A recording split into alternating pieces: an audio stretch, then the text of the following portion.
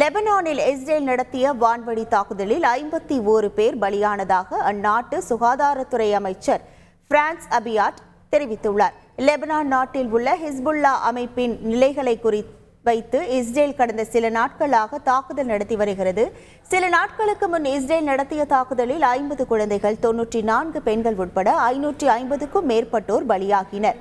இந்த நிலையில் இஸ்ரேல் நேற்று நடத்திய தாக்குதலில் 51 பேர் கொல்லப்பட்டதாக லெபனான் நாட்டின் சுகாதாரத்துறை அமைச்சர் பிரான்ஸ் அபியாட் தெரிவித்துள்ளார். 233 பேர் படுகாயங்களுடன் மீட்கப்பட்டு பல்வேறு மருத்துவமனைகளில் சேர்க்கப்பட்டுள்ளதாகவும் அவர் கூறினார்.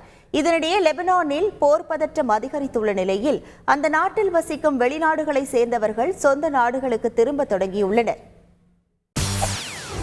செய்திகளை உடனுக்குடன் தெரிந்து கொள்ள உடனே சப்ஸ்கிரைப் பண்ணுங்க.